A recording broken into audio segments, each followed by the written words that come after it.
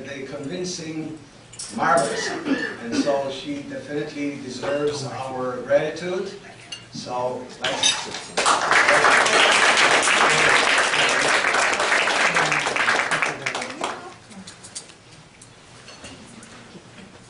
Thank you. I just want to give a few very brief welcoming remarks on behalf of the university. As Professor Ehrlich said, I'm the Vice Provost for Faculty Affairs.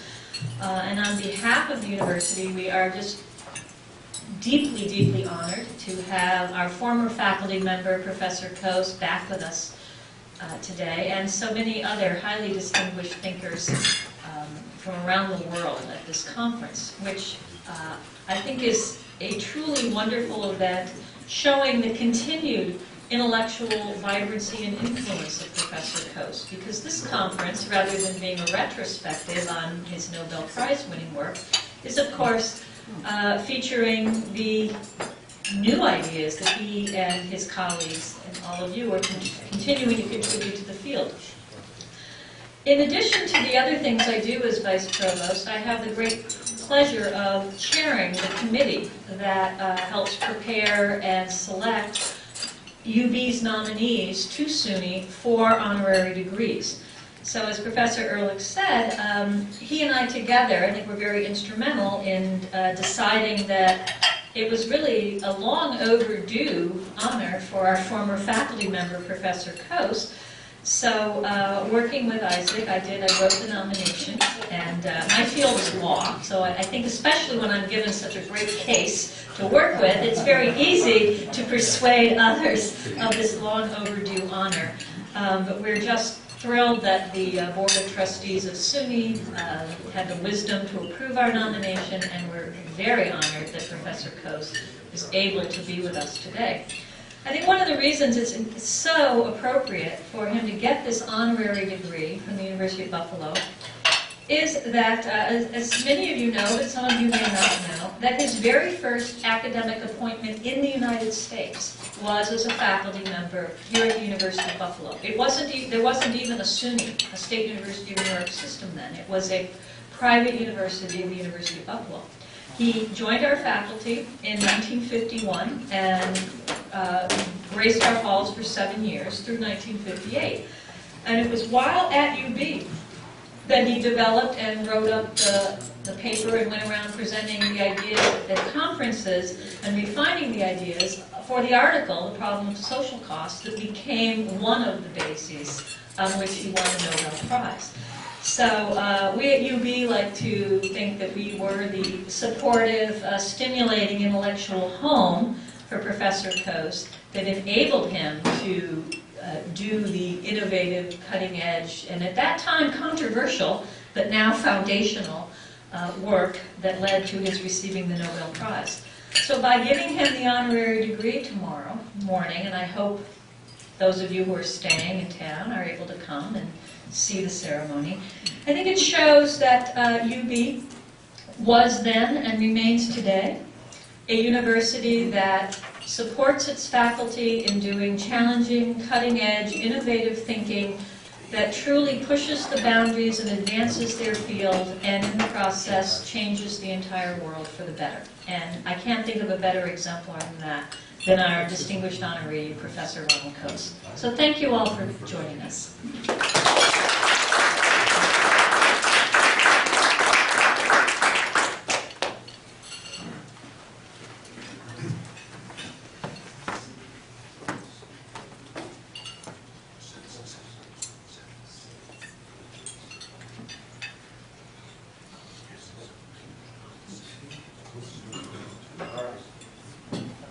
So the order of presentation is going to be that Professor Sam Peltzman of the University of Chicago, who was for many years a colleague of Professor Coase, will make a speech. Sam?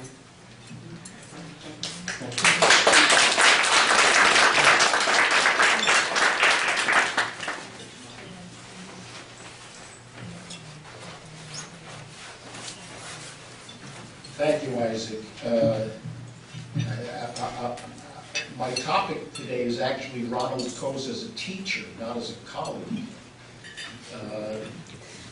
it's an odd topic for me because he never really was formally my teacher in the classroom sense. But I think I've always thought that he's taught me a lot. And I want to share some lessons with you about what he's taught me. And they're related. They're related. I'll talk about three things, but they're all really part of the same body. First thing he taught me a long time ago, actually, you may not even remember this, is you have to know the facts. I was then a young guy doing a paper on electricity pricing. And I had my models, and everything I was doing hinged on consumers of electricity who kind of looked alike, were consuming the same amount of electricity. It's not important what the project was anymore, or why I had to do that. Somebody said, you know, you should talk to Ronald. He knows a lot about electricity. You're laughing. You see, Ronald Coase actually does know a lot about electricity because he used to work for the Central Electric Generating Board, which was in that time the government owner of the electricity generating sector in the United Kingdom. And he got to know a lot of facts about electricity. And so I went to Ronald, and he said, you know, you really should check into this business about people who look alike consuming the same amount. My experience is that there's a lot of variability in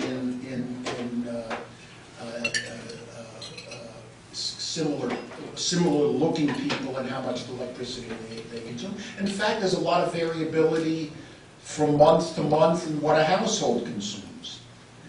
Well, I looked into it, and he was absolutely right. I spent some time at the local electric utility in Chicago, and they dredged out the facts for me, and it taught me a life lesson. Every industry that I've studied subsequently, the first thing I tried to do is to get the facts right, to know how the industry actually works, before you go off and you say, you know, assume such. Very important lesson, and it's due to our electricity expert here. The second lesson, as I say, they're all related, that he taught me was that the truth comes in many forms. Ronald was editor of the Journal of Law and Economics at a critical time in the intellectual history of the journal and of the profession. There was an explosion going on of empirical research on regulation, which happens to be the field that I later went into.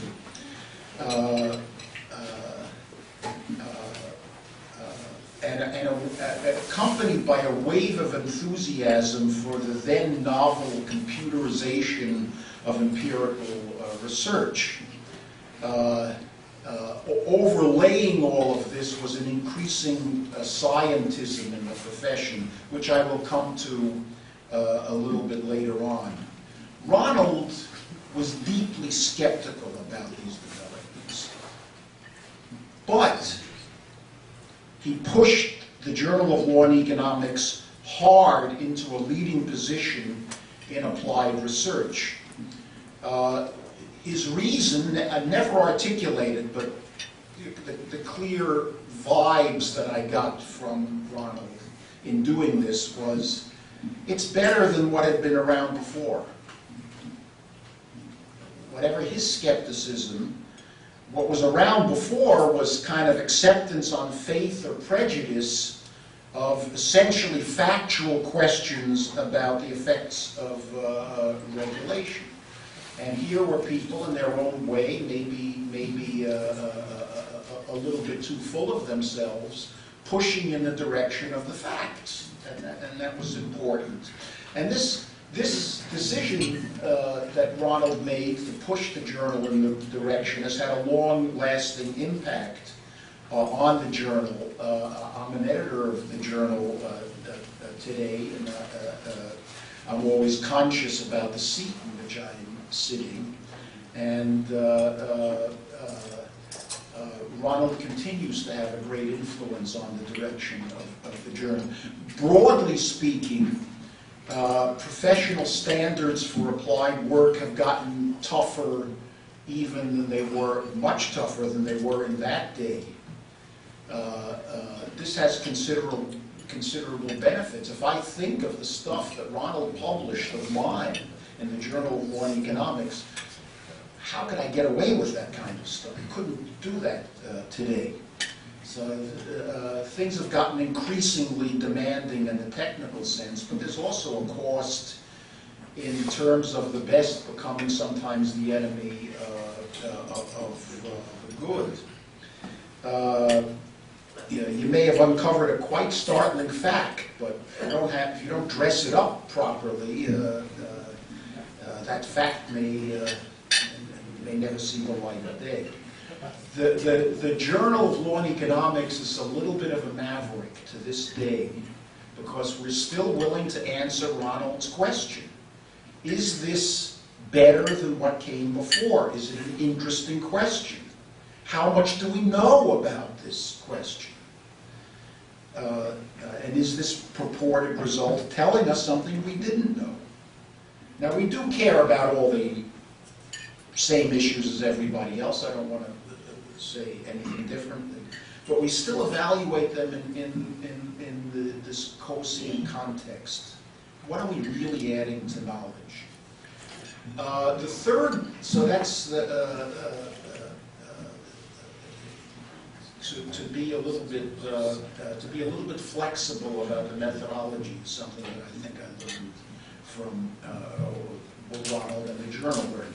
Finally, and again related, biggest lesson of all, I would say, is humility. Look at Ronald's work on its own terms. There is a deceptive simplicity to it. The methodology is a verbal tradition that goes back to Adam Smith, a comparison I'm sure Ronald enjoys. The results of it, look at his seminal work. The results, you say to yourself, this is obvious. Well, as with much great work, in retrospect, the main result seems obvious. The work flies in the face of every contemporary trend. Scientism, which I mentioned before, the need for a well-developed model, usually mathematical. In empirical work, as we heard a little bit of it today, there's the overarching goal of testing implications of a model. Especially today, you go to a seminar and they say, have you nailed causality? That's very important to know what Y is and what X is. Now, Ronald also, I can tell you, was deeply skeptical about all these developments, even hostile to some of them. By some contrast, when I was young and first encountered Ronald, I was raised in their moment of what you might call incipient triumph. My dissertation committee was Milton Friedman and George Stigler as the two main members of the committee. Friedman is, of course, known as the guru of economics as a positive science. And Stigler was famous for, this is something Ronald has written about, of being dismissive about any departure from the scientific paradigm. So things like monopolistic competition or X-efficiency, which weren't derived from a positive model and didn't have clear empirical implications that we didn't know about before, he was very dismissive of it. So I was raised in that tradition. It's taken me a while, but I think I've come to terms with some of the limits of that approach. So I'm talking about humility here. Ronald pointed out a long time ago that economists really do a lot more than this kind of stuff. And journal editors become aware of that, even if they don't believe it as young economists or graduate students. There's lots of description, fishing around for relationships, dressing things like that up in models because they want to get it past the editors, but really it's just fishing around. Perhaps it's loosely informed by some kind of theory, but it's a very eclectic business that we're in, and we might be a little bit more productive by acknowledging this. At least that's what I've learned in my career. To acknowledge that our modeling and deriving implications has its limits. I think certainly a little more such humility would have saved our macroeconomists and central bankers a lot of embarrassment in recent years. So that's the third lesson. That's the last one that I want to share with you. In short, while Ronald never was formally my teacher, I learned a lot about what economics is about. Some of it early, some of it later. And I must say I'm grateful for all of it. So thank you, Ronald.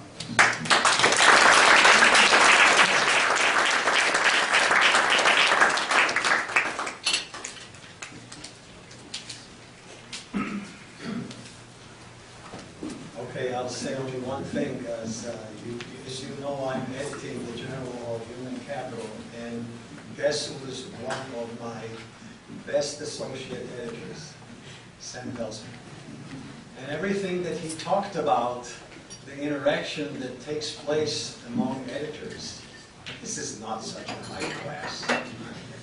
But there is an interaction of this sort, and so some of the things that Sam was talking about are some of the things that we are discussing when we have to deal with some difficult papers, and I can tell you that I tend to send most of the very difficult papers in this regard.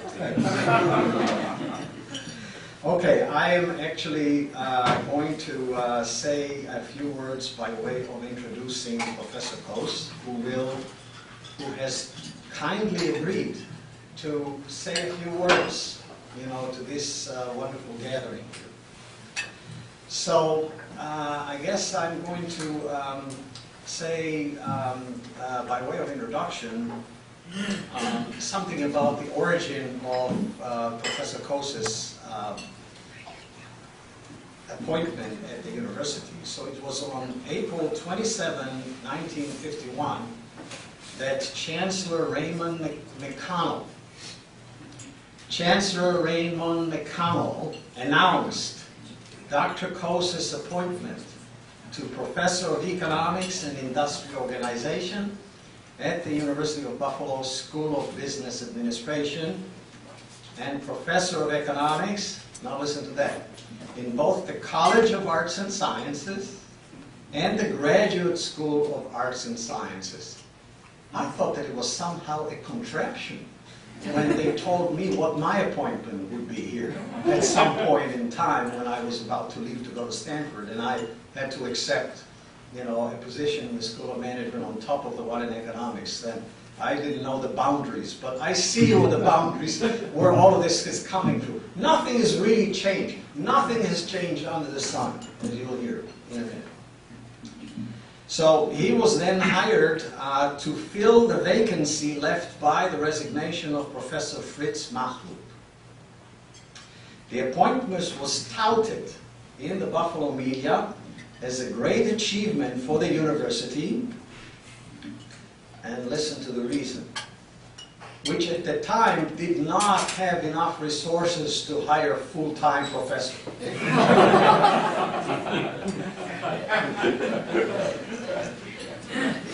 So the Buffalo News article goes on to hail, this immensely important appointment of a full professor coming to the university at a time in which the university did not have enough resources.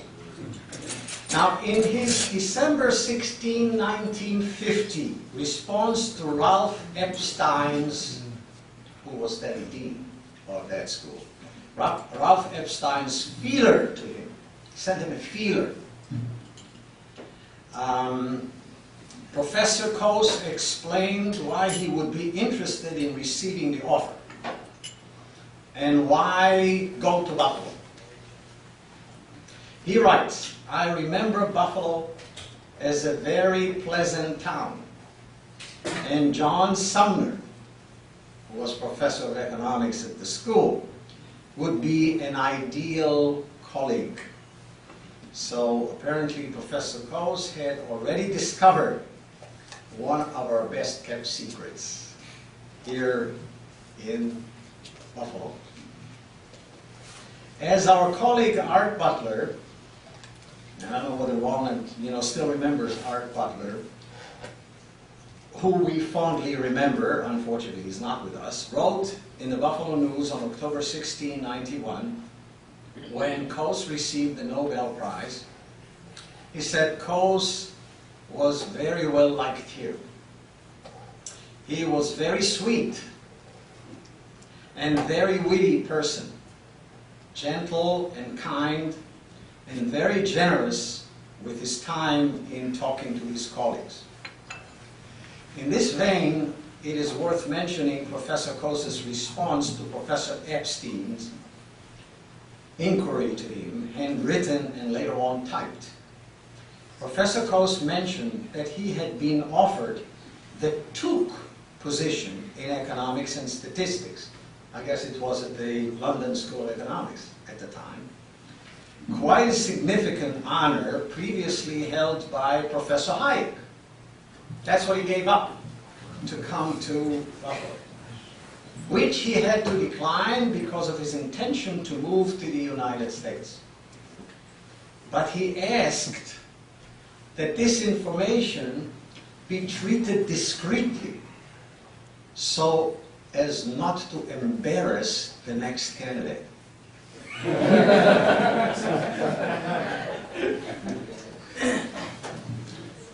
I do not know.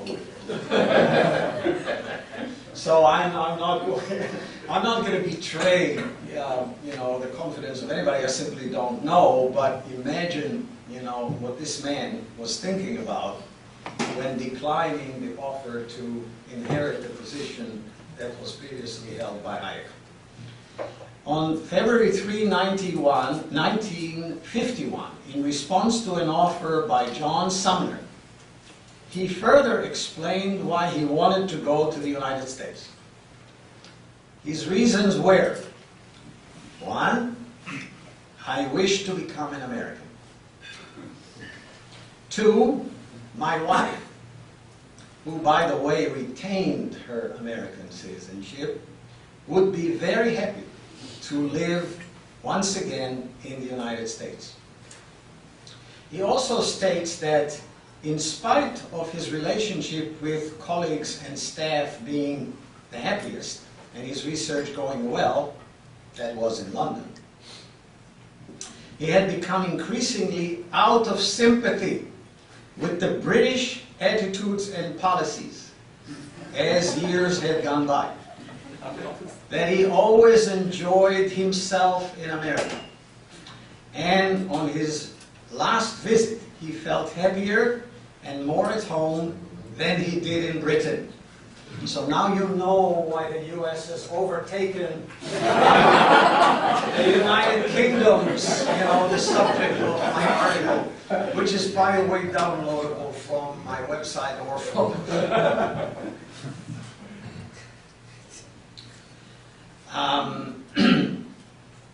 When things have reached that stage, he wrote, it is time to make a move, which he did, and I think we are all appreciating our good luck in this regard, especially at the University of Buffalo.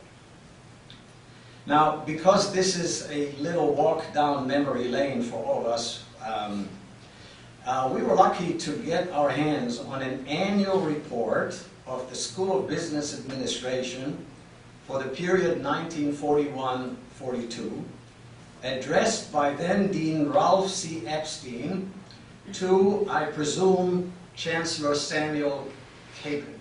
I did research and I didn't find any other president that was, or chancellor that was there at the time. This humoristic report is worth reading for laughs and maybe some for historical perspective of those 2 war years, 1941-42. I'm sure our current Dean of the School of Management, who is sitting here, would particularly enjoy the salutation Dean Epstein is using in his report, which he writes to the Chancellor. He says, "Dear Chance, old bean, the school is going to pot. And what with the draft chasing a lot of the fellows and demoralization of the prospect getting the rest, the faculty are torn as to whether to go to Washington and be in the fun or stay by the sinking ship." The report ends as follows. "Gotta run along and do some other chores.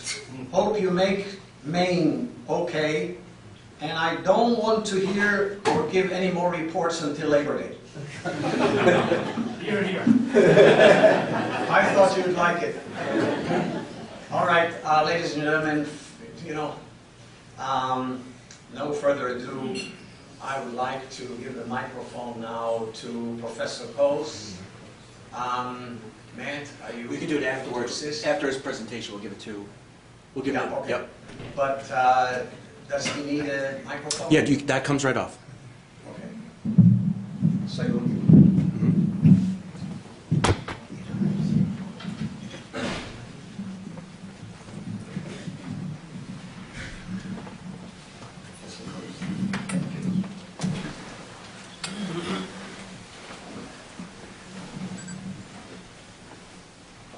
When I'm now going to speak to you, the only problem is I don't know what I'm going to say.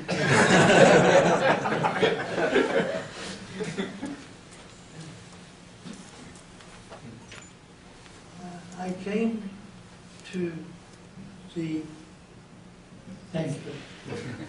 I came to the University of Buffalo because of my friendship with Professor Sumner, who was visiting at the London School of Economics. We were interested in much the same sort of problem. He became a good friend, and when I decided I'd come to the United States, I came to Buffalo because I knew Professor Sumner, and that was the only reason why I came here, was my association with him. It proved to be a very happy decision. I was very happy at the University of Buffalo. It was a small university at that time. Buffalo itself had a very small middle class. It was mainly a working class town, and everyone knew everyone else, and it was a very happy place to be. I remember once waiting for the bus, the car stopped, and the wife of the biggest bank here took me downtown, and that was the sort of place it was. I don't know whether it is now. It's got much bigger, and I don't know whether its character has changed. But I was very happy here, and I received an invitation from the University of Chicago about 2 years after I'd been here to go to Chicago, and I visited, and I made a mess of the whole thing. I first of all accepted their offer, and then after walking around in the neighborhood of the University of Chicago, I decided to stay in Buffalo.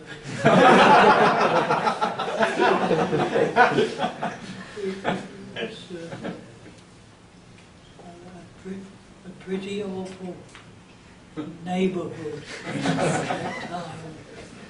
And of course, the university has spent millions of dollars in improving the neighborhood and has succeeded so that you wouldn't recognize the University of Chicago of today with what it was in those days. Anyway, I came back to Buffalo, was very happy. I might say the president of the University of Chicago was also happy.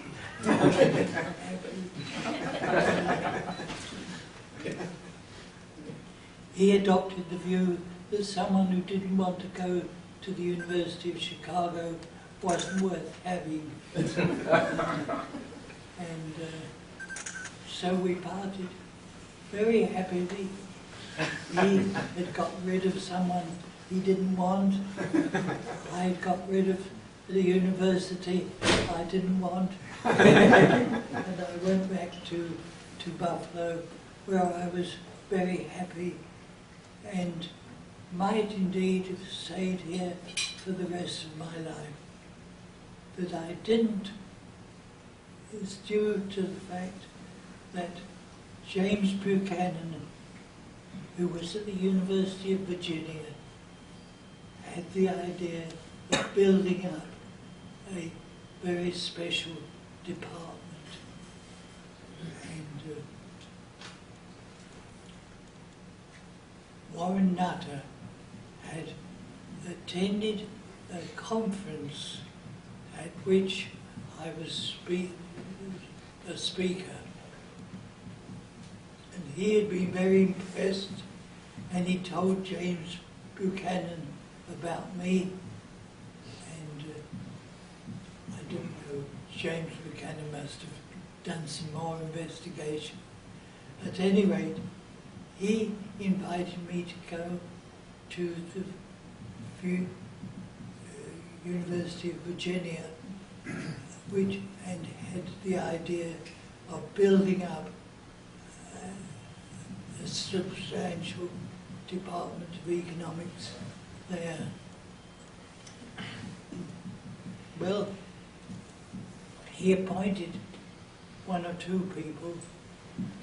Warren Nutter was there.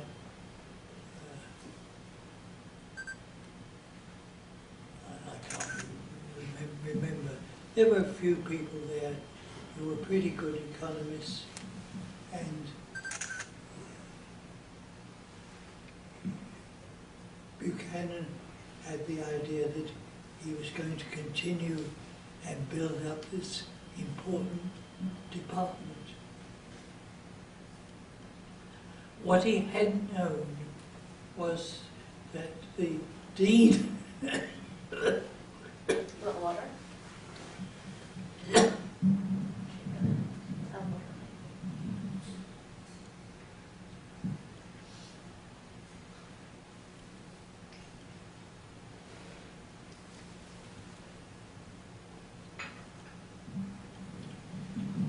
The dean had the idea that what Buchanan was doing was building up a department which consisted of right-wing extremists.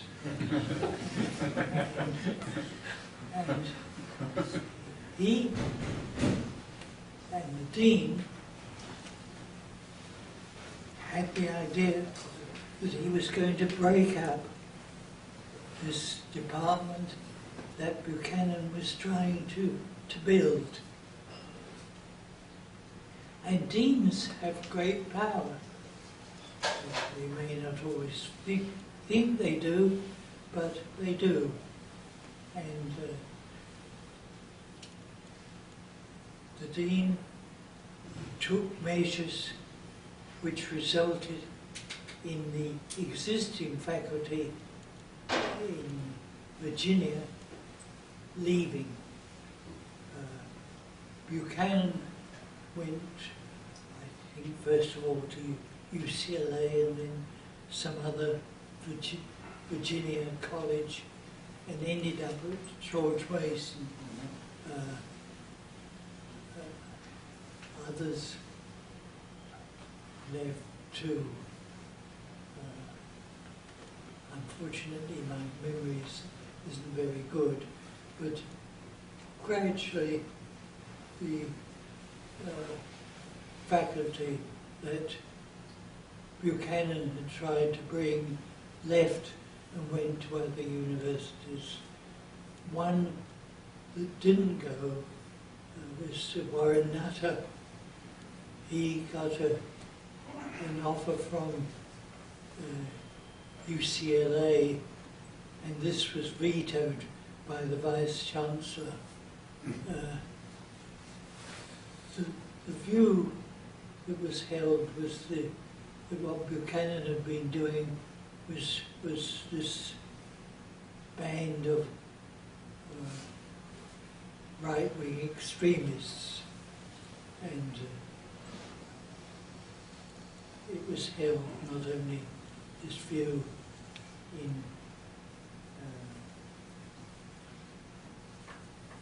Virginia, but elsewhere. Warren Nutter didn't get this position because he was writing on Russian production, and he had figures that were lower than those which were officially espoused by the American government. I can't remember its name. It's CIA, right? CIA, something like that. And they had a figure for Russian production which was much higher, and therefore Warren Nutter's figures were regarded as another example of this right-wing extremism. We now know that Warren Nutter's figures were actually too high. But at the time it wasn't thought so.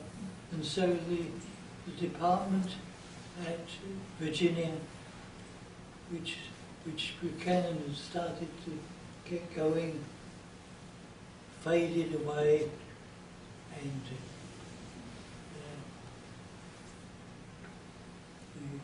the people there went to other universities, except Warren Nutter, whose job at UCLA was vetoed by the Vice Chancellor.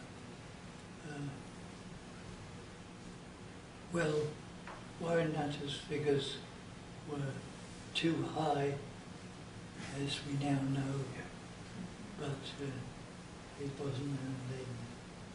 So far as I was concerned,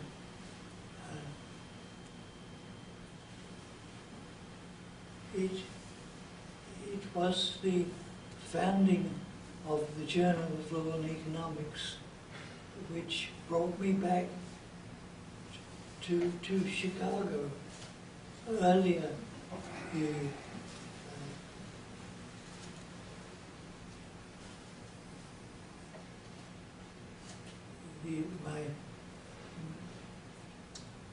they had happily not granted me a position in Chicago, but the Journal of Law and Economics had been started. The errand director had run out of friends to write articles. And he wanted an editor. And I was chosen to be editor. And I came to Chicago to edit the Journal of Law and Economics. This was something I liked doing very much. I encouraged people to write articles.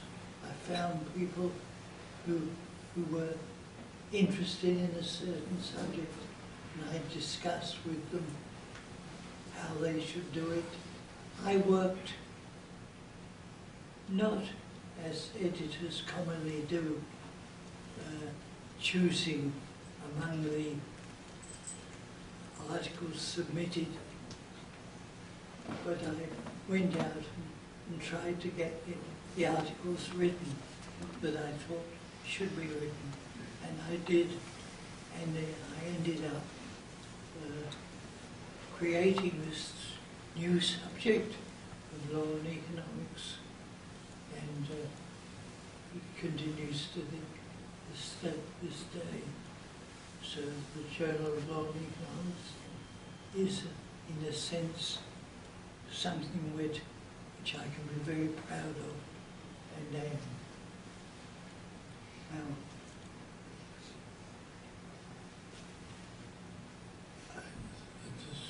the time came a long time ago now when it's thought that you have nothing left in you and you had better retire. And I did retire from the University of Chicago. However, I was very lucky. I had a research assistant whose name was Ning Wang, and we worked together very amicably. We got on very well, and at first I would be just writing an article with thanks to Ning Wang, and then gradually got to the point where we worked on equal terms, and now we've written a book together.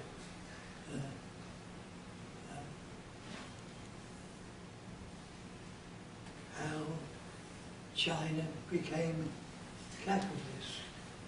Well, I played some part in it, but Ning Wang played a great part, and I'm very happy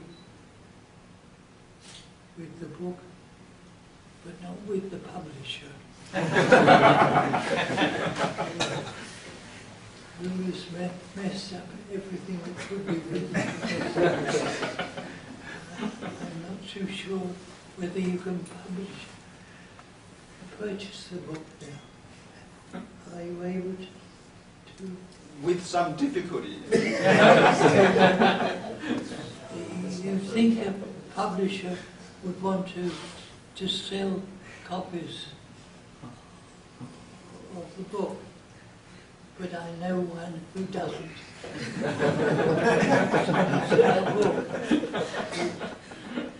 Fortunately, the Institute of Economic Affairs had bought, which was in a sense the joint publisher,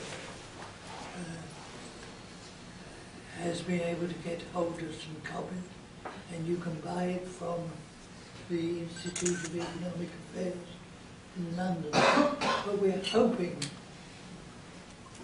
that somehow or other the book will become more easily available for people to buy and read. I don't know whether we have any late information on this or not. Anyway. They promised that the e-copy would be available by the end of May. But they have in the past made so many promises that they didn't deliver, so we really I cannot say much about it. Anyway, it's a very interesting book. How China became capitalist, not least because this has all been done under the auspices of the Chinese Communist Party. And that makes it very strange, but it's true. Some strange things are true. And that's how we stand today. But Ning Wang and I have a new project, mainly it's Ning Wang's. We are starting a new society, and we're going to start a new journal. And we're hoping that this will change economics in a way that we think is desirable. And that's our present project. At my age, I'll be 102 later this year. I can't expect too much.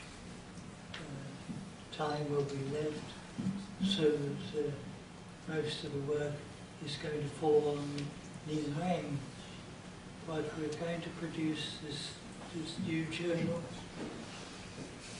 Man and the Economy, it's going to be called. And I hope that many of you here will contribute articles which we will be happy to publish. And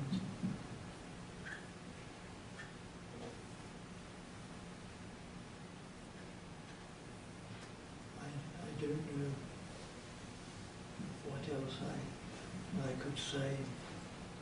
I didn't know that I was going to have to say anything.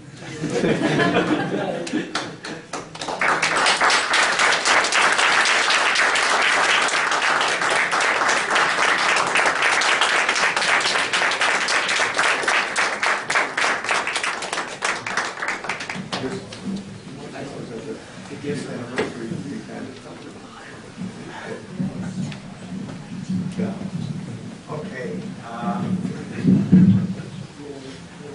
This was unmitigated blessing. As far as I'm concerned, I think that the audience here, appreciates the moment.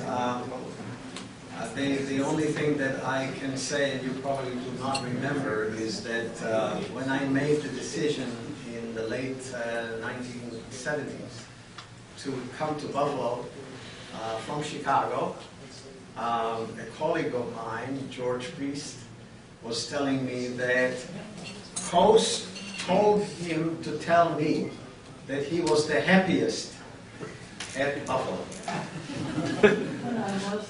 I know. As I now know for sure. I hope I can join you in this meeting.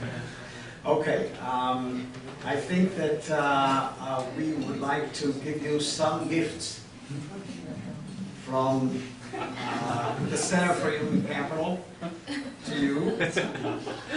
And so I guess we start with something that would make it possible for Rosie maybe to help carry. But there's a UV hat.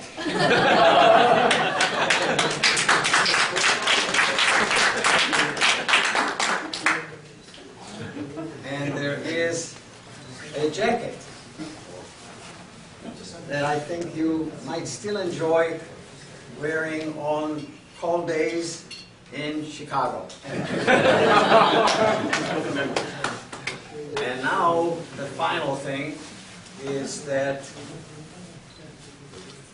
Matt Blum, who has been in charge of all the logistics in the conference and to whom we all owe a great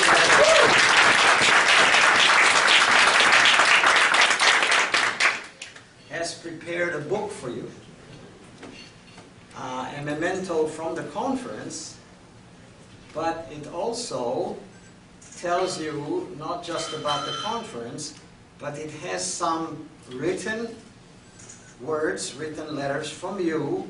I think I read an excerpt from it. Dear Professor Epstein, it starts. And it ends, "Your very sincerely, Ronald H. Coase." And there's another letter that you have. I think you would enjoy many of the things that happened while you were here, that we have been able to get together with the help of our archives. I don't know whether we have the head of archives here, but there is a picture, there are news articles. There's a news about your Rand professorship. See, I mistakenly thought that I inherited your chair. I didn't. Because you held the Rand professorship and I have the Melvin H. Baker professorship that one of your colleagues got when you just joined. So it still exists, but it doesn't pay much. I won't tell you. All right, so there's a Chancellor Inauguration Program. Coase is panel member for 2 symposiums. It has a lot of articles about you. And here is your picture from 1955, right here, in this frame. School of Business Administration Symposium, Securities Regulation in a Free Enterprise Economy. See how little things change? We're still studying the same topic. Speaking about institutions. They change, but very, very slowly. So, I won't belabor the point, but there's a lot of stuff that would remind you who your colleagues were, and I hope you enjoy looking at it and having fun with it. I certainly will, and thank you very much.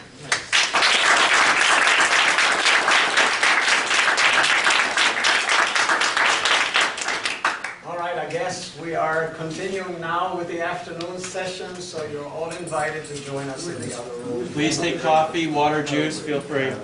Yeah, you can. I'm glad to see you here.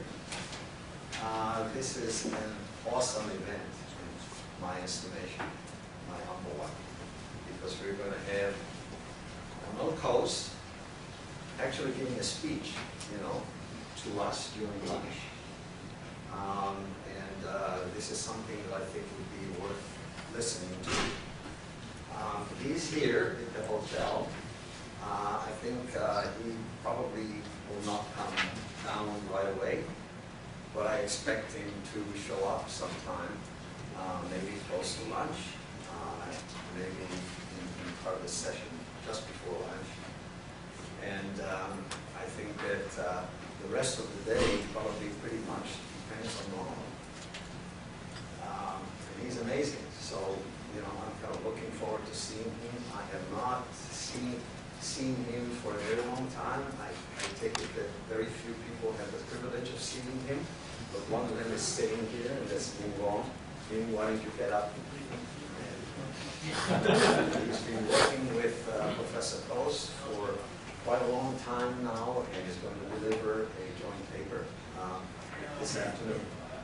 So I think that you all have the agenda. We're going to break for lunch at I think about 12 o'clock, where lunch starts, and I think that it's going to last for about an hour and a half.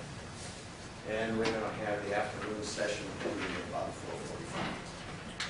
So we also have the honor of, first of all, having great people, who agreed to join the conference and they're going to speak to us today. And so I'm going to start with the first speaker for a minute. I want to recognize the Dean of the School of Management, who's here. So this is where the economics department was in the 1950s, when Ronald Coase was brought over from the London School of Economics to take the place actually of Fritz Mahmoud. And maybe we're going to talk a little bit about that in the afternoon. When I introduced Professor Coase, I had a few words to say about that, and maybe one surprise. And then Sam Peltzman is going to give also a little speech, during lunch. You're going to see all of them. We see one of the board members of the Center for Human Capital with us, George Gelman. And so, as you know, this conference is essentially organized by the Center, although we have many supporters for it, and I want to recognize them all. They have contributed to the funding of the conference, and we're very grateful to Dean Assad. We are very grateful to the Vice President for Research, and to Dean Pittman, the Dean of the College of Arts and Sciences, who is unfortunately not here this morning. I don't know whether he's going to join us later on, but he may have other issues that he has to deal with today. It's a very large college. Without further ado, I would like to invite Stan Angerman, our dear neighbor from the University of Rochester, although he now spends his springs at the University at Harvard University. And he's going to give a talk about institutions of a new nation from 13 colonies to the United States. Thank you.